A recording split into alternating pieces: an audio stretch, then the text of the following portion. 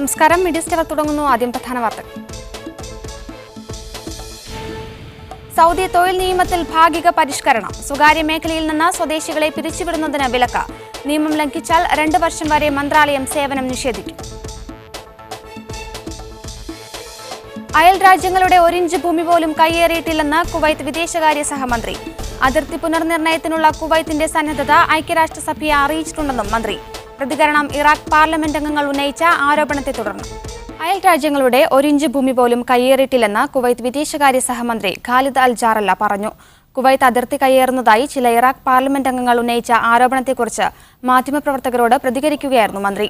അതിർത്തി പുനർനിർണയത്തിനുള്ള കുവൈത്തിന്റെ സന്നദ്ധത ഐക്യരാഷ്ട്രസഭയെ അറിയിച്ചിട്ടുണ്ടെന്നും ഷെയ്ഖ് ഖാലിദ് അൽ ജാറല്ല പറഞ്ഞു. ഖോർ അബ്ദുള്ള പ്രദേശത്ത് കുവൈത്ത് അതിർത്തി കയ്യേറിയെന്നായിരുന്നു ഇറാഖ് പാർലമെന്റിലെ ചില അംഗങ്ങൾ ആരോപിച്ചത്. ഇത് സംബന്ധിച്ച മാധ്യമപ്രവർത്തകരുടെ ചോദ്യത്തിന് മറുപടിയായാണ് കുവൈത്ത് വിദേശകാര്യ സഹമന്ത്രി ഇക്കാര്യം പറഞ്ഞത്. UN റെസൊല്യൂഷൻ അനുസരിച്ചുള്ള അതിർത്തി കരാർ അനുസരിക്കാൻ രാജ്യം പ്രതിജ്ഞാബദ്ധമാണ്. രാജ്യത്തിന്റെ ഭൂമിശാസ്ത്രഘടനയിൽ എന്തെങ്കിലും തരത്തിലുള്ള മാറ്റം വരുത്താൻ കുവൈത്ത് ഗവൺമെന്റ് ഉദ്ദേശിക്കുന്നില്ല. അയൽ രാജ്യങ്ങളുടെ 1 ഇഞ്ച് ഭൂമി പോലും കയ്യേറുകയുമില്ല.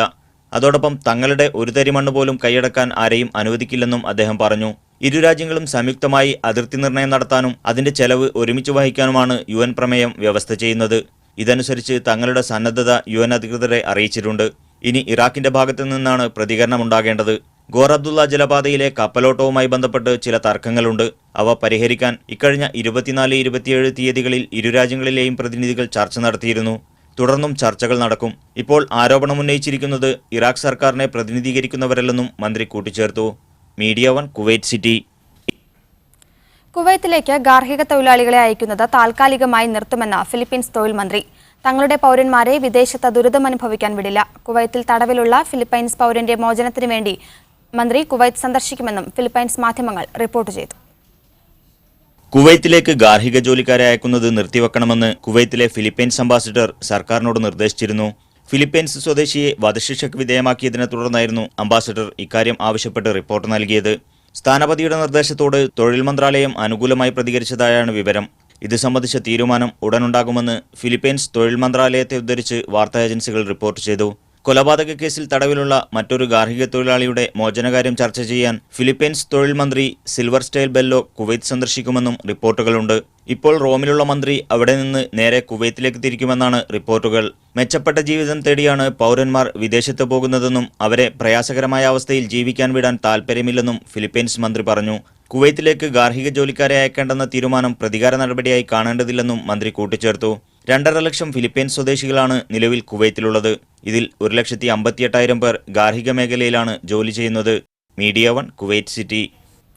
മറ്റൊരു വാർത്തയിലേക്ക്. ഒമാന്റെ ബജറ്റ് വിമാന കമ്പനിയായ സലാം എയർ സർവീസ് ആരംഭിച്ചു.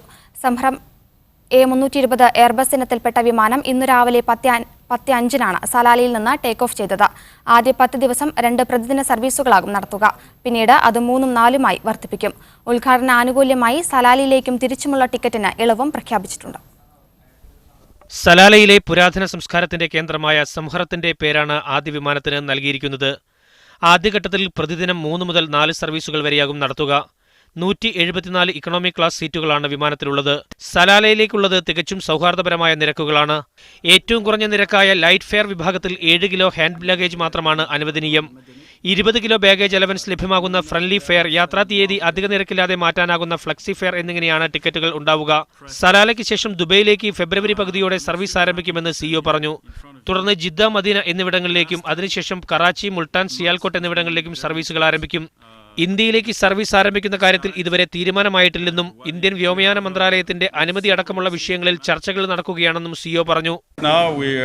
We don't have traffic rights to India so far, but as the demand increase, traffic rights are being requested, and we're hoping to obtain traffic rights to India very soon. നിലവിൽ 3 വിമാനങ്ങളാണ് സലാം എയറിനുള്ളതെന്ന് chairman പറഞ്ഞു. ഈ വർഷം അവസാനത്തോടെ 4 മുതൽ 5 വരെ വിമാനങ്ങൾ സ്വന്തമാക്കുകയാണ് ലക്ഷ്യം. 2 വർഷത്തിനുള്ളിൽ സ്ഥാപനത്തെ മികച്ച ബജറ്റ് എയർലൈൻ കമ്പനിയാക്കി വളർത്തിയെടുക്കും. മസ്കത്തിൽ നിന്ന് സലാലയിലേക്കുള്ള വിമാനയാത്രക്കാരിൽ 20% മുതൽ 30% വരെ വിപണി പങ്കാളിത്തമാണ് കമ്പനി ലക്ഷ്യമിടുന്നത്.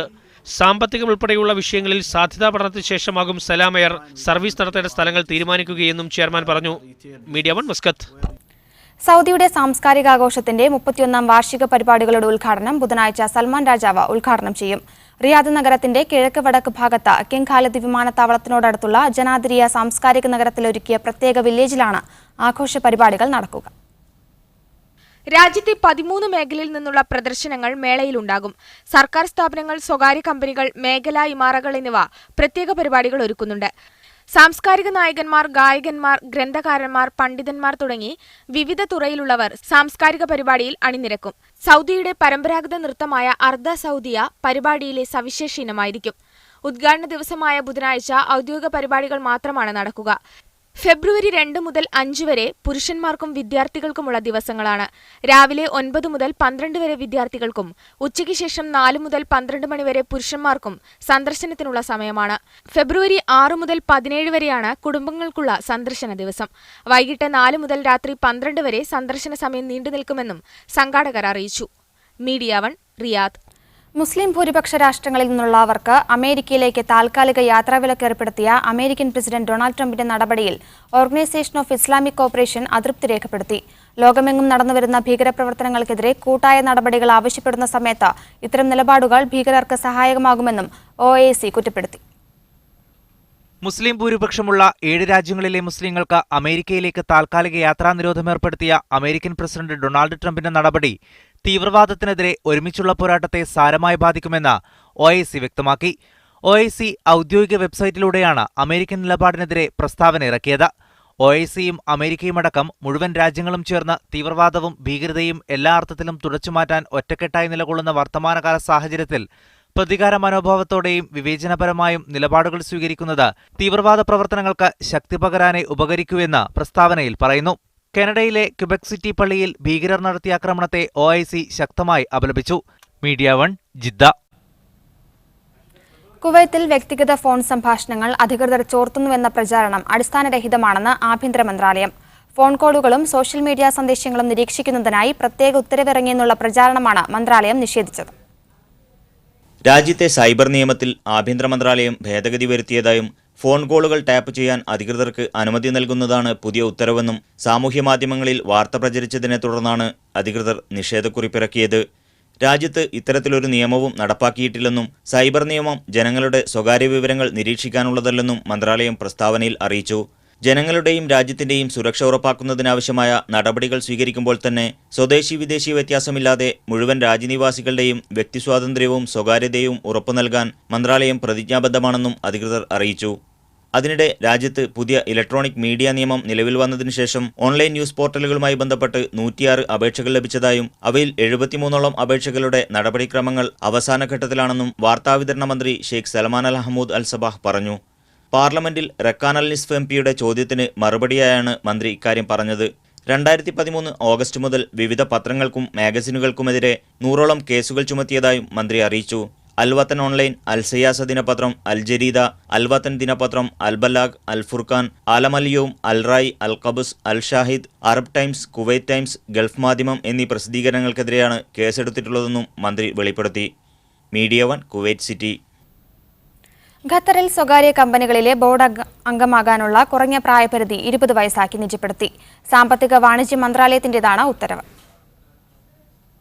സ്വകാര്യ കമ്പനികളിലെ ബോർഡംഗത്തിനു വേണ്ട യോഗ്യതകൾ സംബന്ധിച്ച മാർഗനിർദ്ദേശത്തിലാണ് ഇക്കാര്യം നിർദ്ദേശിച്ചിരിക്കുന്നത്. ഓഹരി പങ്കാളികളുടെ ജനറൽ അസംബ്ലി 2015 11 നമ്പർ നിയമപ്രകാരം ബോർഡ് അംഗങ്ങളുടെ വോട്ടിംഗ് നടപടികൾ എന്നിവ സംബന്ധിച്ചും മാർഗനിർദ്ദേശം പ്രഖ്യാപിച്ചിട്ടുണ്ട്. ഖത്തർ സെൻട്രൽ ബാങ്ക് അല്ലെങ്കിൽ ഖത്തർ ഫിനാൻഷ്യൽ മാർക്കറ്റ് അതോറിറ്റി എന്നിവയുടെ നിയന്ത്രണ പരിധിയിൽ ഉൾപ്പെടാത്ത സ്വകാര്യ കമ്പനികളിലാണ് പുതിയ മാർഗനിർദ്ദേശം നടപ്പാക്കുന്നത്. ക്രിമിനൽ പശ്ചാത്തലമുള്ളവർ സ്വകാര്യ കമ്പനിയിൽ ബോർഡ് അംഗമാകാൻ പാടില്ല. അംഗങ്ങൾ വാണിജ്യ കമ്പനി നിയമത്തിലെ 334, 335 വകുപ്പുകളിലുള്ള കുറ്റകൃത്യങ്ങൾ ചെയ്തവരാകാനും പാടില്ല തുടങ്ങിയവയാണ് നിർദ്ദേശങ്ങൾ. ബോർഡ് അംഗങ്ങളുടെ അനുഭവപരിചയം, വൈദഗ്ധ്യം, നിക്ഷിപ്തമായ ജോലി, പങ്കെടുത്തിട്ടുള്ള യോഗങ്ങളുടെ എണ്ണം എന്നിവ പ്രകാരം അംഗങ്ങൾക്കുള്ള പ്രതിഫലം സംബന്ധിച്ചും മന്ത്രാലയം മാർഗനിർദ്ദേശം പുറപ്പെടുവിച്ചിട്ടുണ്ട്. ബോർഡ് അംഗങ്ങൾക്ക് നൽകുന്ന പ്രതിഫലം കമ്പനിയുടെ മൊത്തലാഭത്തിന്റെ 5% അധികമാകാൻ പാടില്ല. ബോർഡ് അംഗങ്ങളുടെ ചുമതലകൾ, ഓഹരി ഉടമകളുടെ ജനറൽ അസംബ്ലിയിലെ ചട്ടങ്ങൾ, ബോർഡ് അംഗങ്ങളുടെ തെരഞ്ഞെടുപ്പ് എന്നിവ സംബന്ധിച്ചും മാർഗനിർദ്ദേശത്തിൽ വ്യക്തമാക്കിയിട്ടുണ്ട്. Media 1 Doha. കാഴ്ചയ്ക്കപ്പുറം ചില കാഴ്ചപ്പാടുകൾ എന്ന പേരിൽ സംഘടിപ്പിക്കുന്ന കരിയർ ബോധവൽക്കരണ പരിപാടികളുടെ സമാപന സമ്മേളനം ഫെബ്രുവരി 3 നടക്കും. എഡ്യു കോൺഫറൻസ് എന്ന പേരിൽ ഫോക്കസ് ഖത്തറാണ് പരിപാടി സംഘടിപ്പിക്കുന്നത്. രാഷ്ട്ര പുനർനിർമ്മാണത്തിലേക്കും രാജ്യത്തിന്റെ ഗതി നിർണ്ണയിക്കുന്ന തലത്തിലേക്കും പുതിയ തലമുറയെ വളർത്തിയെടുക്കുക എന്ന സന്ദേശമാണ് സമ്മേളനം മുന്നോട്ട് വെക്കുന്നതെന്ന് ഭാരവാഹികൾ വാർത്താസമ്മേളനത്തിൽ പറഞ്ഞു. അബൂഹമൂറിലെ MES ഇന്ത്യൻ സ്കൂളിൽ നടക്കുന്ന പരിപാടിയിൽ ഉച്ചയ്ക്ക് 3:30 മുതൽ കരിയർ എക്സിബിഷൻ ആരംഭിക്കും. ഉന്നത വിദ്യാഭ്യാസ രംഗത്തെ നൂതന സാധ്യതകൾ, വിവിധ സ്ഥാപനങ്ങളെക്കുറിച്ചുള്ള വിവരങ്ങൾ എന്നിവയെക്കുറിച്ചുള്ള പ്രദർശനത്തിൽ പൊതുജനങ്ങളുടെ സംശയ നിവാരണത്തിനുള്ള അവസരമുണ്ടാകും. വനിതാ സംഘടനയായ ഫോക്കസ് ലേഡീസും സിജി ഖത്തർ ചാപ്റ്ററുമായി സഹകരിച്ച് നടക്കുന്ന സമ്മേളനത്തിൽ രാഷ്ട്ര പുനർനിർമ്മാണത്തിൽ പുതിയ തലമുറയുടെ പങ്ക് എന്ന വിഷയത്തിൽ Mahatma Gandhi university centre for cross national education in south Asia chairman KM Seethi സംസാരിക്കും. Media 1 Doha. സൗദി തൊഴിൽ നിയമത്തിൽ ഭാഗിക പരിഷ്കരണം. സ്വകാര്യ മേഖലയിൽ നിന്ന് സ്വദേശികളെ പിരിച്ചുവിടുന്നതിന് വിലക്കേർപ്പെടുത്തി. നിയമം ലംഘിച്ചാൽ 2 വർഷം വരെ മന്ത്രാലയം സേവനം നിഷേധിക്കും. സൗദി തൊഴിൽ നിയമത്തിലെ 74 മുതൽ 77 വരെയുള്ള അനുച്ഛേദങ്ങളിൽ ഭാഗികമായി പരിഷ്കരണം വരുത്തിക്കൊണ്ട് തൊഴിൽ മന്ത്രി ഡോക്ടർ അലി അൽ ഗഫീസ് തിങ്കളാഴ്ച വിജ്ഞാപനമിറക്കി. സ്വദേശികളെ പിരിച്ചുവിടുന്നതിന് വിലക്കേർപ്പെടുത്തുന്നതാണ് പുതിയ പരിഷ്കരണം. നിയമം ലംഘിക്കുന്ന സ്ഥാപനങ്ങൾക്ക് വിസ നിഷേധിക്കാനും തൊഴിലാളികളുടെ വർക്ക് പെർമിറ്റ് പുതുക്കുന്നതും സ്പോൺസർഷിപ്പ് മാറ്റം ഉൾപ്പെടെ മന്ത്രാലയ സേവനം 2 വർഷത്തേക്ക് തടഞ്ഞുവെക്കാനും ഭേദഗതിയിൽ വകുപ്പുണ്ടെന്ന് ഔദ്യോഗിക വക്താവ് ഖാലിദ് അബൽ ഖൈൽ പറഞ്ഞു. വൻകിട കമ്പനികൾ, ഇടത്തരം കമ്പനികൾ എന്നിവയിൽ നിന്ന് സ്വദേശികളെ പിരിച്ചുവിടുന്നതിന് വിലക്കേർപ്പെടുത്തുന്നതാണ് പരിഷ്കരണത്തിലെ മുഖ്യഭാഗവും. സ്ഥാപനത്തിലെ 1% അല്ലെങ്കിൽ 10 സ്വദേശി തൊഴിലാളികളെ 1 വർഷത്തിനുള്ളിൽ പിരിച്ചുവിടുകയാണെങ്കിൽ അത് കൂട്ടപ്പിരിച്ചുവിടലായി പരിഗണിച്ച് സ്ഥാപനത്തിനെതിരെ നടപടി സ്വീകരിക്കും. സ്ഥാപനം പാപ്പരായി പ്രഖ്യാപിക്കുകയോ അടച്ചുപൂട്ടുകയോ ചെയ്തിട്ടുണ്ടെങ്കിൽ മാത്രമാണ് ശിക്ഷയിൽ ഇളവ് ലഭിക്കുക. സ്വദേശി തൊഴിലാളികളെ പിരിച്ചുവിടുന്നതിന് മുമ്പ് തൊഴിൽ മന്ത്രാലയത്തെ അറിയിച്ചിരിക്കണമെന്നും വ്യവസ്ഥയുണ്ട്. പ്രശ്നപരിഹാരത്തിനായി ഓരോ മേഖലയിലും ലേബർ ഓഫീസറുടെ മേധാവിത്വത്തിൽ 3 അംഗ സമിതിയെയും മന്ത്രാലയം പ്രഖ്യാപിച്ചിട്ടുണ്ട്. അസർപുളിയിൽ, മീഡിയ 1, റിയാദ്. മലയാള ഭാഷയോടുള്ള അന്യത്വം മൂലം സംഭവിച്ച ആശയദാരിദ്ര്യമാണ് എഴുത്തുകാർ നേരിടുന്ന പ്രതിസന്ധിയെന്ന് പ്രൊഫസർ വി മധുസൂദനൻ നായർ. നവയുഗം ജുബൈലിന്റെ ആഭിമുഖ്യത്തിൽ സംഘടിപ്പിച്ച മലയാള സാഹിത്യവും സമകാല പ്രവണതകളും എന്ന സമ്മേളനം ഉദ്ഘാടനം ചെയ്ത് സംസാരിക്കുകയായിരുന്നു അദ്ദേഹം. ഭാഷാവൈകല്യം പതിവായിരിക്കുന്നു. ഈടുള്ള രചനകൾ ഇല്ലാതാവുകയും അധിനിവേശ സ്വഭാവമുള്ള പലതും വന്നുചേരുകയും ചെയ്യുന്നു. സമൂഹമെന്ന ഒന്നിന്റെ അസ്തിത്വം ഇല്ലാതായി തുടങ്ങി. പണ്ട് നാട്ടുമനസ്സുകൾ ഒന്നായിരുന്നു. പല മനസ്സുകൾ ഒന്നുചേർന്ന് ദേശമനസ് രൂപാന്തരപ്പെട്ടു. ഇപ്പോൾ അവസ്ഥ മാറി. അവനവനിൽ മാത്രം ശ്രദ്ധ കേന്ദ്രീകരിക്കുന്ന സ്ഥിതി. ഇത് എല്ലാവിധത്തിലുമുള്ള ദേശസങ്കല്പങ്ങളെയും ബാധിച്ചിട്ടുണ്ട് എന്ന് വി മധുസൂദനൻ നായർ പറഞ്ഞു. മലയാള ഭാഷയെ സമ്പന്നമാക്കിയ എഴുത്തുകാരെല്ലാം തന്നെ ജീവിതാനുഭവങ്ങളുടെ തീച്ചുളയിൽ നിന്ന് പിറവിയെടുത്ത മഹത്തായ കൃതികൾ നമുക്ക് സമ്മാനിച്ചവരാണെന്നും അദ്ദേഹം പറഞ്ഞു. CPI മുൻ MLA ആയ സത്യൻ മുഖേരി മുഖ്യപ്രഭാഷണം നടത്തി. പ്രവാസി സാഹിത്യകാരന്മാരായ ജോസഫ് അതിരിങ്കൽ, അബു ഇരിങ്ങാട്ടിരി, അലി കളത്തിങ്കൽ, ബിജു ബാലകൃഷ്ണൻ, ഡോക്ടർ ടെസ്സി റോണി, മാലിക് മക്ബൂൽ, സോഫിയ, ഷാജഹാൻ എന്നിവർ സംവാദത്തിൽ സംസാരിച്ചു. Media 1, Dammam. മസ്കത്തിൽ പ്രിയദർശിനി കൾച്ചറൽ കോൺഗ്രസിന്റെ ആഭിമുഖ്യത്തിൽ രക്തദാന മെഡിക്കൽ ക്യാമ്പ് നടത്തി. ഒമാൻ ആരോഗ്യ മന്ത്രാലയവും ബദർ അൽ സമ ആശുപത്രിയുമായി ചേർന്ന് നടത്തിയ ക്യാമ്പിന്റെ ഉദ്ഘാടനം ഇന്ത്യൻ അംബാസിഡർ ഇന്ദ്രമണി പാണ്ഡെ നിർവഹിച്ചു. ഉമ്മർ എരമംഗലം അധ്യക്ഷത വഹിച്ചു. കൂടുതൽ തവണ രക്തദാനം നടത്തിയ ഒമാൻ സ്വദേശി അഹമ്മദ് ഹമദ് അൽ ഖാരൂസിയെ ചടങ്ങിൽ ആദരിച്ചു. നിസാർ കോഴിക്കോട് സ്വാഗതവും വിദ്യൻ സുദേവ് പണിക്കർ നന്ദിയും പറഞ്ഞു. UAEയിലെ പ്രമുഖ കാർഗോ സ്ഥാപനമായ Metro cargo and courier service 5ാമത്തെ ശാഖ തുറന്നു. ദുബൈയിലെ ദേരാൻ അഖിൽ സെന്ററിന് സമീപത്തെ ശാഖ Dubai emigration officer Abdulla Falaknaz ഉദ്ഘാടനം ചെയ്തു. കേരളത്തിലേക്ക് കുറഞ്ഞ ദിവസത്തിനകം സാധനങ്ങൾ എത്തിക്കുന്ന കേരള എക്സ്പ്രസ് സേവനം ഇവിടെ ലഭ്യമായിരിക്കും. ആദ്യ 100 ഉപഭോക്താക്കൾക്ക് ആജീവനാന്ത ഡിസ്കൗണ്ട് കാർഡ്, നിശ്ചിത അളവിൽ കൂടുതൽ സാധനങ്ങൾ അയക്കുന്നവർക്ക് 50 കിലോ വരെ സൗജന്യം തുടങ്ങിയ പദ്ധതികളും മെട്രോ കാർഗോ പ്രഖ്യാപിച്ചിട്ടുണ്ട്. Youth India Jeddah south zone സംഘടിപ്പിച്ച വടംവലി മത്സരം ശ്രദ്ധേയമായി. ആവേശകരമായ മത്സരത്തിൽ 8 ടീമുകൾ പങ്കെടുത്തു. 100 കണക്കിന് കാണികളാണ് മത്സരം കാണാനെത്തിയത്. അൽ അബീർ മെഡിക്കൽ ഗ്രൂപ്പുമായി സഹകരിച്ചാണ് യൂത്ത് ഇന്ത്യ വടംവലി മത്സരം സംഘടിപ്പിച്ചത്. ജിദ്ദ മഹജർ സനായിയയിലെ മോഡേൺ ഗ്രൗണ്ടിൽ വെച്ച് നടന്ന മത്സരം Sanaiya call and guidance PRO Ibrahim Khaleel ഉദ്ഘാടനം ചെയ്തു. Youth India chapter president Muhammad Rafath team അംഗങ്ങളുമായി പരിചയപ്പെട്ടു. Albaik, Al Muthlaq, Hidada, ICDO, sleep high, Sago, Binladin group, Zara corporation എന്നീ 8 ടീമുകൾ മത്സരത്തിൽ മാറ്റുരച്ചു. ആവേശകരമായ ഫൈനൽ മത്സരത്തിൽ ഹിദാദ ടീമിനെ തോൽപ്പിച്ച് ICDO കപ്പ് സ്വന്തമാക്കി. Abeer group business development manager Muhammad Abrar, marketing manager Mansoor Ilahi എന്നിവർ വിജയികൾക്കുള്ള ട്രോഫികൾ വിതരണം ചെയ്തു. കാളൻ ഗൈഡൻസ് മലയാള വിഭാഗം മേധാവി ഉണ്ണി മൗലവി, മെഹബൂബ് അലി പത്തപ്പിരിയം, A നജമുദ്ദീൻ എന്നിവർ ആശംസകൾ അർപ്പിച്ച് സംസാരിച്ചു. നാസർ PT മത്സരങ്ങൾ നിയന്ത്രിച്ചു. ഹൈദർ അലി, വഹാബ്, ഹസീബ്, അഹമ്മദ് അലി, ഷാഹിദ്, റാസിൽ CH, സൈനുലാബിദ്, സലാം മാസ്റ്റർ, ജുനൈസ് തുടങ്ങിയവർ നേതൃത്വം നൽകി. മത്സരം വീക്ഷിക്കാനെത്തിയവർക്ക് കൂപ്പൺ നറുക്കെടുപ്പിലൂടെ വിവിധ സമ്മാനങ്ങളും ഏർപ്പെടുത്തിയിരുന്നു. Sadiq Ali Thuvur, media 1, Jeddah. ഖത്തറിൽ തുടർച്ചയായ 4ാം മാസവും പെട്രോൾ വില ഉയരും. ഇന്നലെ ഊർജ്ജ മന്ത്രാലയം പുറത്തിറക്കിയ ഫെബ്രുവരിയിലെ വില നിലവാരമനുസരിച്ച് 91 ഒക്ടൻ പെട്രോളിന് ലിറ്ററിന് 5 ദിർഹം വർദ്ധിച്ച 1.55 റിയാലും 95 ഒക്ടൻ പെട്രോളിന് ലിറ്ററിന് 10 ദിർഹം വർദ്ധിച്ച് 1.65 റിയാലുമായിരിക്കും വില. ഡീസൽ വില ലിറ്ററിന് 5 ദിർഹം വർദ്ധിച്ച് 1.50 റിയാലാകും. നാളെ ആരംഭിക്കുന്ന ടൂർ ദുബായ് സൈക്ലോട്ടം മത്സരത്തിൽ മാറ്റുരയ്ക്കാൻ പ്രമേഹ രോഗികളുടെ ടീമും രംഗത്തുണ്ടാകും. പ്രമേഹ ബാധിതർക്ക് കായിക രംഗത്തും തിളങ്ങാൻ കഴിയുമെന്ന സന്ദേശം കൈമാറാനാണ് 8-അംഗ ടീം മത്സരത്തിനിറങ്ങുന്നത്. ടൈപ്പ് 1 പ്രമേഹബാധിതരായ 8 പേരാണ് ദുബായ് ടൂർ സൈക്ലോട്ട മത്സരത്തിൽ കരുത്തു തെളിയിക്കാൻ ഇറങ്ങുന്നത്. പ്രമേഹ മരുന്ന് നിർമ്മാതാക്കളായ നോവോ നോർഡിസ്കാണ് ഈ ടീമിനെ രംഗത്തിറക്കുന്നത്. ഫ്രഞ്ച് താരം ചാൾസ് പ്ലാനറ്റ്, ഓസ്ട്രേലിയൻ താരം ക്രിസ് വില്യംസ് എന്നിവർ ടീമിന്റെ പ്രതീക്ഷകൾ വാർത്താസമ്മേളനത്തിൽ പങ്കുവച്ചു. I have a good winter. It's now 2 months of training, so I want to see how is my shape. I think he's not too bad, but I need to have some speed in the legs. Many riders are coming from Tour Down Under, so they already have some race, but I'm gonna try one stage to see how it goes, and I hope it's good preparation. പ്രമേഹത്തെ അതിജീവിച്ച് കായിക ഇനങ്ങളിൽ മികച്ച പ്രകടനം പുറത്തെടുക്കാൻ പലപ്പോഴും ഈ ടീമിന് കഴിഞ്ഞിട്ടുണ്ട്. ഇത്തരം കായിക താരങ്ങൾ ലോകമൊട്ടുക്കുമുള്ള പ്രമേഹ രോഗികൾക്ക് ജീവിതത്തിൽ പുതിയ പ്രതീക്ഷകൾ നൽകുകയാണെന്ന് എമിറേറ്റ്സ് ഡയബറ്റിക്സ് സൊസൈറ്റി മേധാവി അബ്ദുറസാഖ് അൽ മദനി പറഞ്ഞു. ചൊവ്വാഴ്ച മുതൽ ഫെബ്രുവരി 4 വരെയാണ് ലോക സൈക്കിൾ ചാമ്പ്യന്മാർ അണിനിരക്കുന്ന ദുബായ് ടൂർ മത്സരം നടക്കുന്നത്. Media 1, Dubai. ഗൾഫിലെ പ്രമുഖ ഹൈപ്പർ മാർക്കറ്റ് ശൃംഖലയായ ഗ്രാൻഡ് ഹൈപ്പർ മാർക്കറ്റിന്റെ 42ാമത്തെ ശാഖ ദുബായ് മുഹൈസിനയിൽ പ്രവർത്തനം ആരംഭിക്കും. വിവിധ ഗൾഫ് രാജ്യങ്ങളിൽ ഈ വർഷം 11 ശാഖകൾ കൂടി തുറക്കുമെന്ന് റീജൻസി ഗ്രൂപ്പ് അധികൃതർ വാർത്താസമ്മേളനത്തിൽ അറിയിച്ചു. ഫെബ്രുവരി 2-നാണ് ദുബായ് മുഹൈസിനയിൽ ഗ്രാൻഡ് ഹൈപ്പർ മാർക്കറ്റിന്റെ 42ാമത്തെ ശാഖ തുറക്കുക. 52,000 ചതുരശ്ര അടിയാണ് പുതിയ ശാഖയുടെ വിസ്തൃതി. UAE, ഖത്തർ എന്നിവിടങ്ങളിൽ 2 വീതവും ഒമാനിൽ 3-ഉം കുവൈത്തിൽ 4-ഉം ഉൾപ്പെടെ 11 ശാഖകൾ ഈ വർഷം തുറക്കുമെന്ന് ഗ്രൂപ്പ് ചെയർമാൻ ഷംസുദ്ദീൻ ബിൻ മുഹിയുദ്ദീൻ പറഞ്ഞു.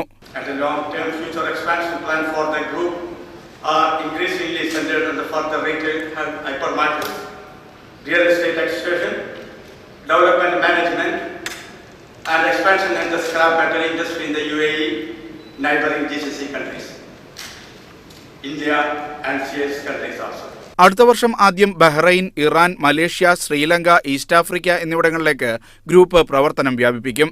കഴിഞ്ഞ സാമ്പത്തിക വർഷത്തിൽ റീജൻസി ഗ്രൂപ്പിന് $1.5 ബില്യൺ വിറ്റുവരവുണ്ടാക്കാൻ കഴിഞ്ഞതായും അധികൃതർ അറിയിച്ചു. ഹൈപ്പർ മാർക്കറ്റിന്റെ മൊബൈൽ ആപ്പും ചടങ്ങിൽ പുറത്തിറക്കി. MD doctor Anwar Ameen, CEO TP Mahmood, general manager Abbas Khan, ഡയറക്ടർമാരായ റാഷിദ് ബിൻ അസ്ലം, NV മുഹമ്മദ്, അബ്ദുസമദ് തുടങ്ങിയവരും വാർത്താസമ്മേളനത്തിൽ പങ്കെടുത്തു. Media 1, Dubai. പ്രവാസികൾക്ക് രാജ്യത്ത് നിന്ന് പുറത്തുപോകുന്നതിനുള്ള എക്സിറ്റ് പെർമിറ്റ് നടപടിക്രമങ്ങൾ പൂർണ്ണമായും ഓൺലൈൻ സംവിധാനം വഴിയാണ് നടപ്പിലാക്കുകയെന്ന് ആഭ്യന്തര മന്ത്രാലയം അറിയിച്ചു. അതിനാൽ ഇനി പ്രിന്റ് ഔട്ടും നൽകില്ല. എക്സിറ്റ് പെർമിറ്റിന് രേഖ ആവശ്യമില്ലെന്നും സൗജന്യമായാണ് അനുവദിക്കുകയെന്നും അറിയിപ്പിൽ പറയുന്നു.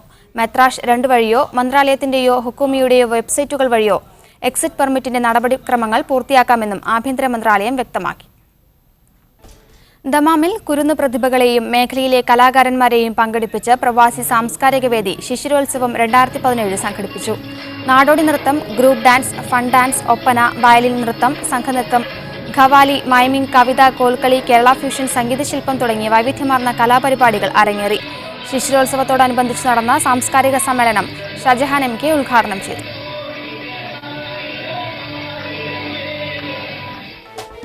മീഡിയ പൂർണ്ണമാവുകയാണ്. കൂടുതൽ വാർത്തകൾക്കും ദൃശ്യങ്ങൾക്കും media1tv.in സന്ദർശിക്കുക. ഇനി സ്പെഷ്യൽ എഡിഷന്റെ പുനഃസംപ്രേഷണം കാണാം. Good night.